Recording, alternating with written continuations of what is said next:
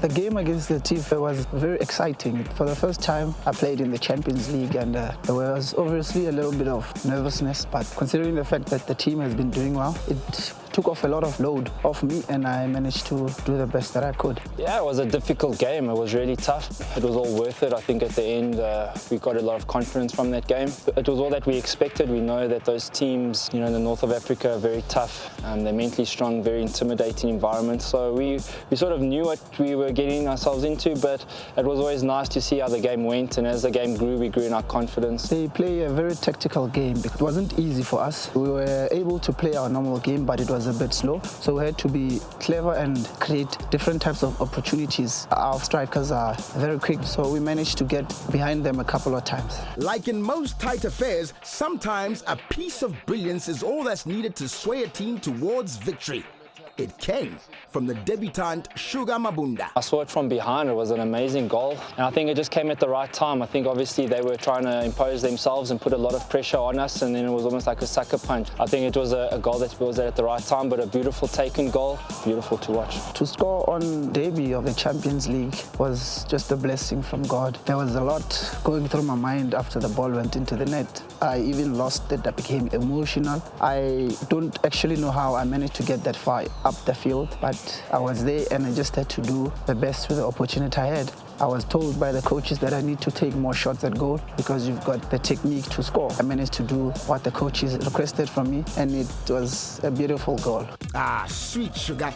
Second half, more Setif pressure until calm and brilliant Karma Billiard produced the midfield magic he's famous for back home. I've adjusted to a lot of things that God wanted, which is calm down in front of the box, make the right decision, don't be in a hurry, get to a stage whereby it's now becoming part of me. Yeah, it's coming slowly, and I can say that with this season, I managed to score goals while I'm calm. If I look at the goals that I scored, it's one of the things that coach fought for. It really worked, and it's amazing when coach is fighting you and you don't see that on yourself, but he's seeing it from far. And when that starts working on you, it really humbles you. For me, the timing of that goal, because they were coming at us again in the beginning of the second half and trying to get that goal and putting pressure after pressure, and then we scored again. And I think that was just taking the wind out of their sails. It was beautiful goals at the right moment, so everything just fell in place with that game. The boys played well against Setif. We must give them credit. The organization was right. They were never afraid. They never over-respected Setif. They came to the party. They showed Africa what they can do, but we worked hard. We fought. We didn't have enough time to prepare. We had the parade. We had the hours. We never knew we will be back in the Champions League. And then that's it. Yeah, we're enjoying ourselves. But the Setif fans weren't enjoying themselves, and football hooliganism reared its ugly head. Setif were disqualified from the Champions League. Group B was down to 3 teams. To be honest, it's sad to see what the fans did on the day. We were there to play football. We understand the frustrations they have. It's not nice to lose at home, but to see scenes like that, it's not pleasant because the players didn't do anything wrong, but now the team is out of the competition. We just hope that fans can just be able to control their emotions, and the pressure and the frustrations can be dealt with afterwards. We don't condone what happened there with the supporters. Objects being thrown and stopping the match, having people come inside the pitch while the game was on. You don't encourage that. It's a risk because you never know what can happen. But we have to look at the positive side. We were out of the Champions League. Now we are back. And then we complain that the 3 points have been taken. I think being in the Champions League, the experience you get is worth more than 3 points. To be able to go to Setif and see if you can play against the giants of North Africa and win there, that experience is bigger than 3 points, to be honest, for me. And also give you confidence to say, well, I think we can also make it in Zamalek. 3 teams in a group, only make sure that you are above 1 to go to the semi-finals. So our game against Enyimba is very important to win at home. But before they could take on the Nigerians at home, they had to tackle the arduous journey back to Mzansi almost straight after the game. That was a very long trip. We traveled from 4 a.m. on Sunday and we only arrived at 12:30 on Monday. But considering the fact that we won the game, we had a lot to talk about, a lot of time to spend together as a team, considering that it's still off-season, so we need to connect more and more. The few minutes and hours we have together, we just have to cherish them and build a stronger relationship amongst ourselves. Zamalek beat Enyimba on a waterlogged pitch in Nigeria, and with both teams sitting on 0 points on the table, this was a must-win match for both Enyimba and the Brazilians. They're a wounded tiger, so I think they obviously now they know there's only 4 games to play. They've got 3 games left, and so I think they're going to come out all guns blazing. But we've got to just be prepared for that. You know, we've had good experience on the games we've played in the Confederations Cup and the Champions League. When teams come here, they really do buzz. So we know what kind of fast-paced starts these teams from Africa have been trying to impose on us at home. So we've just got to learn from that, be ready from the onset, and also impose our type of style, and hopefully we can get a good result against Enyimba. It is a must-win game for us. The fact that they lost their first game, it's a bit of a motivational boost for them that they want to win this game to be within the reach of making it to the next round of this competition. As for us, we know that we win on Wednesday, we are one step closer to the semi-finals, considering that they still have to play us and they still have to play Zamalek. They'll still be on 0 points whilst they have played 2 games. So they have less games to play, but we have the points.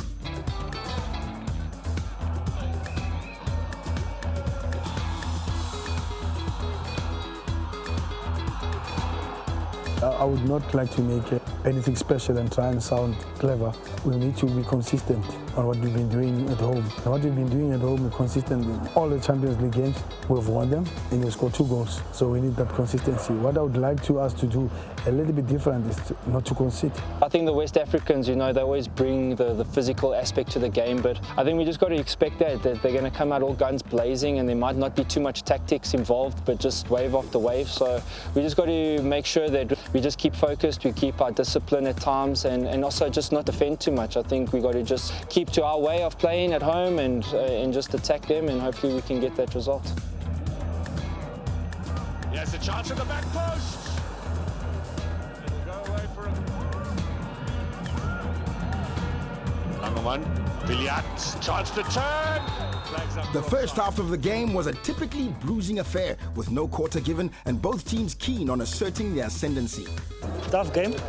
Obviously, we expected them to be very physical, and which they were. And we knew if we just kept the ball, just play our passing game, the goals will come. And fortunately for us, we got one just before halftime, and that's what gave us the momentum. Pitso's halftime team talk was all about retaining possession and building on their 1-0 lead. But Enyimba had a trick up their sleeve. Yeah, we came back, we showed that we want to play, we kept the ball a little bit after 1-0, and we suffered from the goal that the number 16 scored. And by the way, the number 16 scored the same goal in their last match, and I showed the boys that he's coming there, he's going to score, but we forgot him, and he scored from the same place, but we learned from that. But we scored good goals. The second one was the one that we always do from the training ground, from the corner kick. Unfortunately, they don't know it. Obviously, it was a relief because 5 minutes prior to that, I missed the opportunity there. And just to get the winner, it felt good, and also to put some points on the board. Yeah, all the Champions League games here, they've got 2 goals. That's the beauty. 3 points is very crucial for us because we still have 3 games to go. If we pick up another 3 points or 4 points maximum, we're through to the semi-final. But we take it 1 game at a time. There's 3 points in the bag. The next one is Zamalek, so we'll take it from there. With 2 wins from 2, the Brazilians seem to have found their Champions League feet and are well on the path to following in the successful footsteps of the Buccaneers on a journey to secure the star. I think, to be fair, Pirates has been in the Champions League for 4 years in a row. It has helped them.